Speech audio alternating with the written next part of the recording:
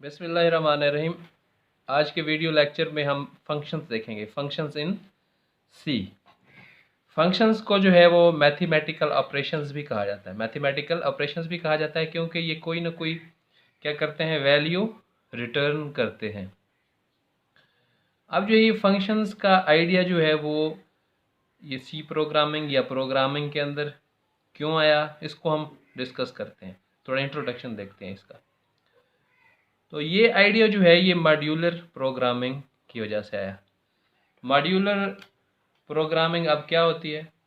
Modular programming ये होती है कि आप जो है वो छोटे छोटे मॉड्यूल्स बना लें, छोटे छोटे मॉड्यूल्स बना लें। कोई भी मतलब आपने कोई टास्क जो है कोई सर अंजाम देना है, कोई आउटपुट लेनी है किसी प्रोग्राम से, तो उसके लिए आप क्या करें, कोई सॉफ्टवेयर आपने डेवलप करना है, आप उसके छोटे छोटे मॉड्यूल्स बना लें, चंक्स बना लें, टुकड़े बना लें। क्या बना लें?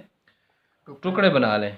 और उन टुकड़ों को फिर क्या करें, इकट्ठा कर लें। टुकड़ों को इकट्ठा कर लेंगे तो आपका एक जो है वो सॉफ्टवेयर या आपका एक कंप्रीहेंसिव जो है वो प्रोग्राम बन जाएगा। तो ये मॉड्यूल्स या चंक्स क्यों बनाए जाते हैं, ये कंपोनेंट्स ये इसलिए बनाए जाते हैं कि ये रेप्लिकेबल कंपोनेंट्स हैं। मतलब ये कि आपने एक सिस्टम डेवलप किया, ठीक है, और उसके सिस्टम के अंदर कुछ अर्सा बाद आपको चेंजेस करनी पड़ गई, या कोई आपके नई चीज़ आ गई, या कोई हार्डवेयर में कोई चेंजेस आई हैं, तो उसके मुतालिक आपने अपना मुताबिक सॉफ्टवेयर जो है आपने अपडेट करना है। तो बजाय इसके कि आप जो है वो पूरा सिस्टम दोबारा से लिखें, आप क्या करें, उस स्पेसिफिक मॉड्यूल को उसमें से क्या कर लें, निकाल लें। उसको निकालने के बाद एक और मॉड्यूल उसमें ऐड कर दें।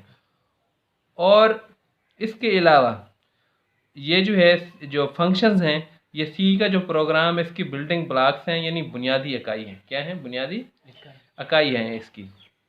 तो ये क्या काम करते हैं, फंक्शंस क्या काम करते हैं? छोटे छोटे जो पीसेस होते हैं प्रोग्राम के, क्या होते हैं?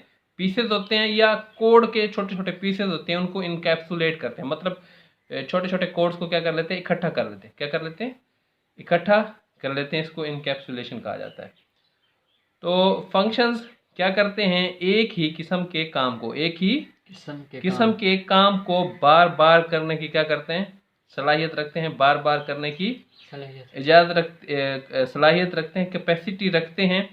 और इनको आप जो है वो क्या कर सकते हैं, बार बार जो है आपको ज़रूरत भी नहीं है कि आपको मतलब कोई काम लेना है किसी फंक्शन से, तो बजाय इसके कि आप बार बार वो कोड रिपीट करें, आपको कोड रिपीट करने की ज़रूरत भी नहीं पड़ती, कोड रिपीट करने की ज़रूरत भी नहीं पड़ती।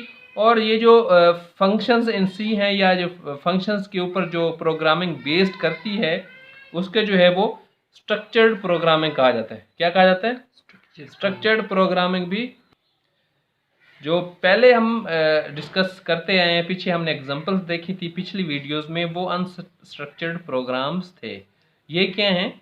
स्ट्रक्चर्ड प्रोग्राम्स हैं। वो अनस्ट्रक्चर्ड प्रोग्राम इसलिए थे क्योंकि सारा का सारा काम एक ही प्रोग्राम के अंदर हो रहा था, उसमें कोई मॉड्यूल्स नहीं थे, कोड्स के कोई चंक्स हमने नहीं बनाए हुए थे। ठीक है, तो फंक्शंस की मदद से हम जो है वो कोड्स के छोटे छोटे चंक्स बना सकते हैं, ब्लॉक्स बना सकते हैं। वो इंडिविजुअल ब्लॉक्स जो है वो क्या करते हैं, एक ख़ास काम सर अंजाम दे रहे होते हैं। अब ये आपको एक इसकी मिसाल मैं ऐसे देता हूँ, जैसे इंसान है, ठीक है, तो इसके अंदर मुख्तलिफ सिस्टम्स हैं, और फिर उस मुख्तलिफ सिस्टम्स की अपनी क्या है, स्पेसिफिक फंक्शनैलिटीज़ हैं। जैसे डाइजेस्टिव सिस्टम है, ठीक है, नर्वस सिस्टम है, और इसके अलावा जो है एक्सक्रीटरी सिस्टम है, ठीक है, रिप्रोडक्टिव सिस्टम है। तो ये सारे क्या हैं, ब्लॉक्स हैं। ये सारे क्या हैं, ब्लॉक्स हैं। और हर ब्लॉक जो है वो क्या करता है, कोई ख़ास काम सर अंजाम देता है, कोई ख़ास काम सर अंजाम देता है। इसी तरह जो है फंक्शंस जो है, फंक्शंस के ऊपर जो प्रोग्राम बेस्ड करता है वो मॉड्यूलर बेस्ड प्रोग्रामिंग भी कहा जाता है उसको। और इसमें क्या होते हैं, कोड्स के चंक्स होते हैं, यानी मॉड्यूल्स बना लिए जाते हैं, छोटे छोटे ब्लॉक्स बना लिए जाते हैं। और हर ब्लॉक का कोई ख़ास मकसद होता है, कोई ख़ास वो आउटपुट दे रहा होता है, ठीक है। और इनका जो है फ़ायदा ये है कि इनको जो है प्रोग्राम बनाना जो है आसान है। फंक्शंस की मदद से प्रोग्राम आप आसानी से बना सकते हैं, और उसको मेंटेन भी आसानी से कर सकते हैं, ठीक है। और फंक्शंस जो है वो रीयूजेबिलिटी को जो है वो इंक्रीज़ करते हैं। क्या करते हैं? रीयूजेबिलिटी होती है भी किसी चीज को बार बार इस्तेमाल करना। आप फंक्शंस जो है वो बना के रख लें, फंक्शंस बना के रख लें, फंक्शंस की फाइल बना के रख लें। आपको जो है वो किसी भी प्रोग्राम में उन फंक्शंस की ज़रूरत पड़ती है तो आप क्या कर सकते हैं, उनको उसमें ऐड करा सकते हैं। सिर्फ उनका नाम कॉल करके आपको बार बार फंक्शंस लिखने की ज़रूरत भी नहीं पड़ेगी। ठीक है, तो इसको कहते हैं रीयूजेबिलिटी, यानी कि पहले से कोई चीज़, जैसे लाइब्रेरीज के अंदर बुक्स पड़ी होती हैं तो उन बुक्स को क्या करते हैं हम बार बार जितने स्टूडेंट्स मर्जी चाहें वो उसको उनको इस्तेमाल कर सकते हैं। इसको कहते हैं रीयूजेबिलिटी। ठीक है, और functions can be execute as many times as needed, और फंक्शंस को जो है वो आप जितने दफ़ा मर्जी आए एग्जीक्यूट करा सकते हैं, जितने दफ़ा मर्जी आए एग्जीक्यूट करा सकते हैं। और इसके अलावा जो है डिबगिंग जो है वो भी क्या है, ईजी है। डिबगिंग क्या है, ईजी। अब ये डिबगिंग क्या होती है, डिबगिंग मतलब प्रोग्राम के अंदर एरर्स को फाइंड करना। ठीक है, एरर्स को तलाश करना और उन एरर्स की दुरुस्तगी करना, यानी एरर्स को रिमूव करना, और प्रोग्राम की स्मूथ एग्जीक्यूशन को पॉसिबल बनाना जो है उसे क्या कहा जाता है, डिबगिंग कहा जाता है। इसकी डिबगिंग क्यों आसान है, अब आपके पास एक अनस्ट्रक्चर्ड प्रोग्राम है, एक सिस्टम बना हुआ है अनस्ट्रक्चर्ड प्रोग्राम की मदद से, तो लंबा चौड़ा कोड है तो उसमें जो है अगर एरर्स आएंगी तो उसको तलाश करना और रिमूव करना क्या होगा, मुश्किल होगा। और अगर किसी एक भी जगह के ऊपर जो है कोई एरर आती है तो वो पूरा सिस्टम क्या होगा, इफेक्ट होगा। अब ये जो फंक्शंस बेस्ड प्रोग्राम्स हैं या स्ट्रक्चर्ड प्रोग्राम्स हैं, ये किसी भी एक फंक्शन के अंदर या किसी भी एक ब्लॉक के अंदर कोई प्रॉब्लम आती है तो ठीक है उसको ढूंढना भी आसान है। ठीक है, बजाय इसके कि पूरे प्रोग्राम को आप गो थ्रू करें, रिव्यू करें, उस पर ढूंढना भी उसको आसान है और रिमूव करना भी आसान है। इसलिए कहा जाता है जो फंक्शंस बेस्ड प्रोग्रामिंग है या फंक्शंस बेस्ड जो सिस्टम्स होते हैं या स्ट्रक्चर्ड प्रोग्रामिंग है वो उसकी डिबगिंग क्या है, इजी है। तो टाइप्स ऑफ फंक्शंस, कितने किस्म के फंक्शंस होते हैं हमारे पास, जो है वो दो किस्म के फंक्शंस होते हैं। क्या होते हैं, दो किस्म के फंक्शंस होते हैं। ठीक है, एक बिल्ट इन फंक्शंस है और दूसरा user defined functions. Built in functions, user defined functions. तो बिल्ट इन फंक्शंस क्या हैं, बिल्ट इन फंक्शंस ऐसे फंक्शंस हैं जो कंपाइलर की लाइब्रेरी के अंदर पहले से मौजूद हैं, पहले से मौजूद हों, यूज़र को खुद से नहीं बनाने पड़ते। पहले से लाइब्रेरी के अंदर, कंपाइलर की लाइब्रेरी के अंदर वो फंक्शंस पहले से ही मौजूद हैं, सिर्फ उनको कॉल किया जाता है, सिर्फ उनको कॉल किया जाता है, मतलब उनको बुलाया जाता है।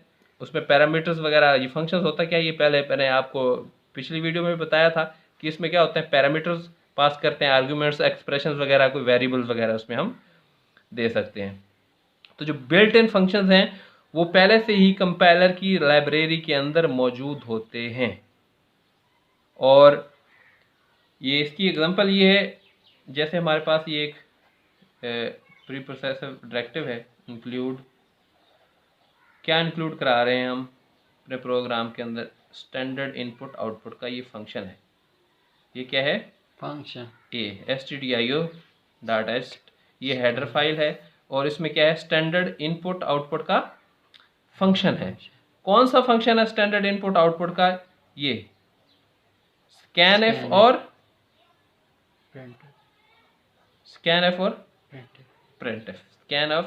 प्रिंटएफ। अब ये स्कैनएफ का फंक्शन, इसका कोड, या ये जो प्रिंटइफ का फंक्शन है इसका कोड हमें लिखने की ज़रूरत नहीं पड़ती, कंपाइलर को बताने की ज़रूरत नहीं पड़ती, सिस्टम को बताने की ज़रूरत नहीं पड़ती कि आपने क्या क्या काम करना है। ये फंक्शंस पहले से ही मौजूद होते हैं और इनका काम भी क्या होता है, डिफाइंड होता है। ठीक है, सिर्फ हम इनको क्या करते हैं, कॉल करते हैं, क्या करते हैं, कॉल करते हैं और ये अपना काम दिखा देते हैं। तो इनको कहते हैं बिल्ट इन फंक्शंस।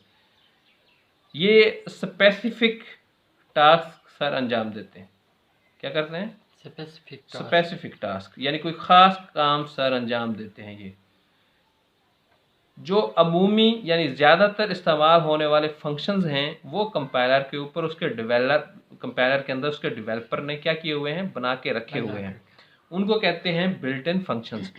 अब बारी आती है ये नंबर 2, यूज़र डिफाइंड फंक्शंस की।